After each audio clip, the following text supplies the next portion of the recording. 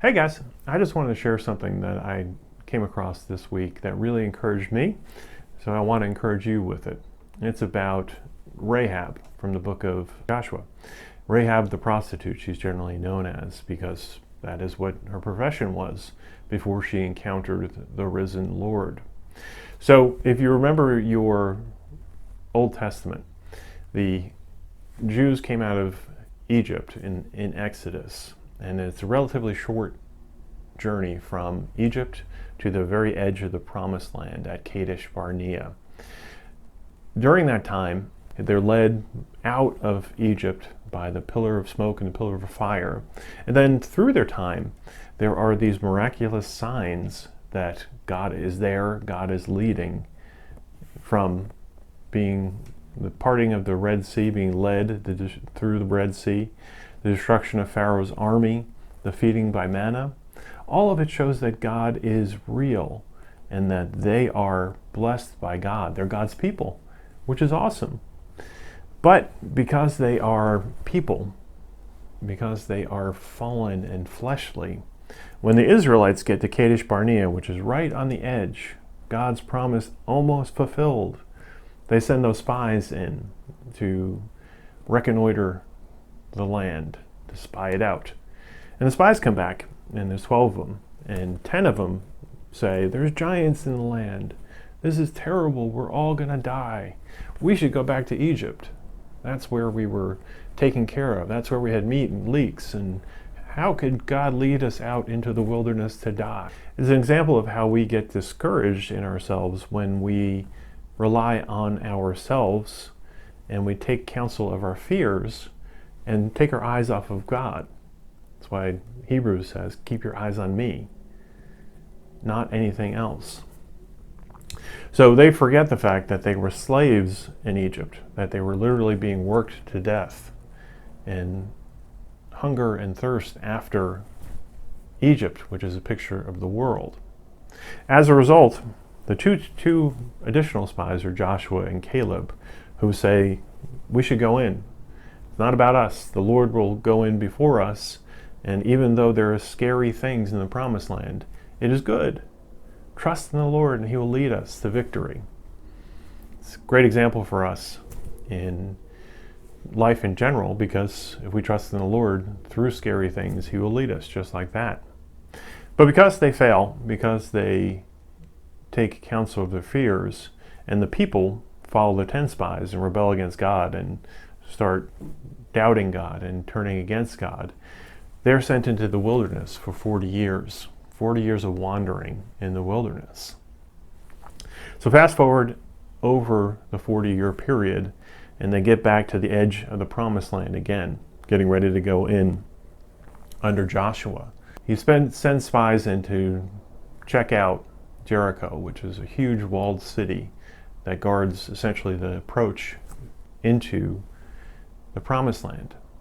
When they get there, they sneak in and they meet Rahab.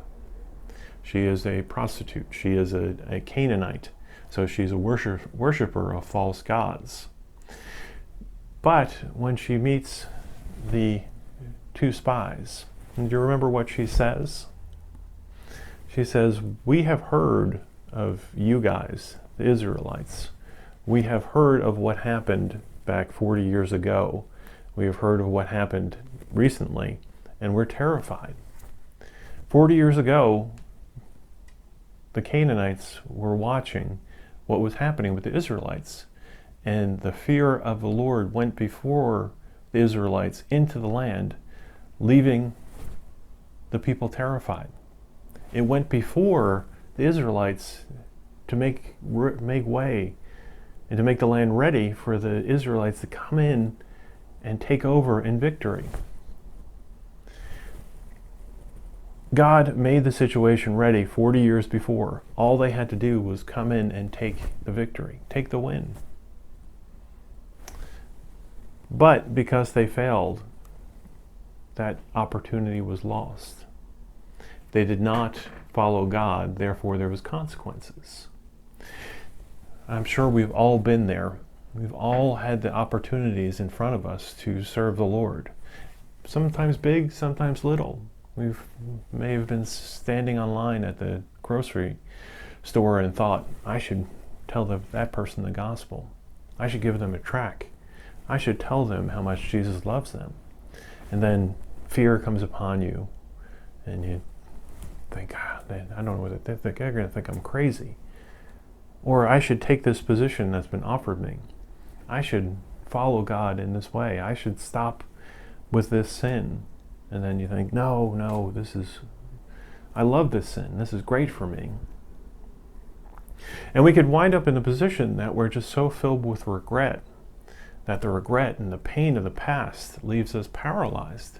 And we feel like there's no going back. God will never allow me to move forward with them now. Well, that's the good news. So 40 years before, they were terrified. God went before them, and the reputation of God's faithfulness made their way to Jericho, so that everybody was really quaking in their boots over God's people coming. 40 years later, after failure, after 40 years of waste, after rebellion against God, they're still terrified.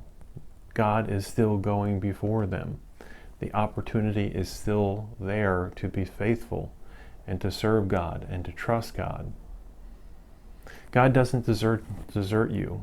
In the beginning of the book of Joshua, I'll never leave you or forsake you. Be strong and courageous. Therefore, be strong and courageous, because I will always be with you. God's mercy, God's goodness, God's love doesn't fail you because you failed God. God's goodness, God's mercy, God's love, God's feelings for you is not dependent on you. It's dependent on God. It's His perfection. It's His certainty that overwhelms, that washes away our failure, our uncertainty. I used to think the Bible verses said, perfect love casts out all fear. I used to think that had to do with me. And if I just got to the point where I loved God enough, then I wouldn't be fearful. If I just had to work harder, then I would do the things of God. And I tried. I threw myself against the wall of my own fleshliness, my own hard work. And I failed again and again. But the secret of that verse, it's not like a hidden secret, it's just what it means. But the point of that verse is the perfect love that casts out all fear is Jesus' love for you. So we don't have to be fearful because Jesus loves us perfectly. We don't have to fear other people because Jesus will go before us. We don't have to fear failure because Jesus loves us whether we succeed or whether we fail. We don't even have to fear sin because first He gives us the power to overcome sin, but then when we fall, Jesus already paid for that.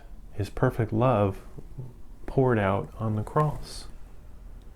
Isn't that wonderful? It's one of those things where the constant message, Christianity is really not about you. And that's a great thing. Because if it's about you, then it's fallen and it's messy. And it's a weight that you or I can never bear. But if it's about Jesus, He bears it lightly. He bears it easily. The truth is, back to the spies, they went into the Promised Land. The Promised Land was scary. The Promised Land was filled with evil. There were giants in the land, literal giants. And it was true what they said. They looked like, in comparison, grasshoppers compared to the giants. But they forgot that it's not about them.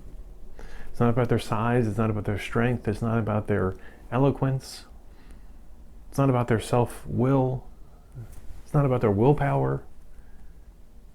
It's about the God who went before them, who won the victory before they even arrived.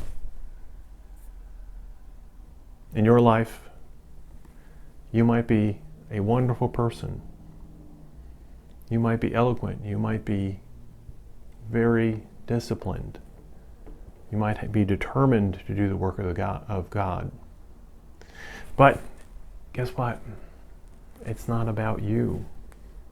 It's only about that God who goes before you and fills you and carries out his will through you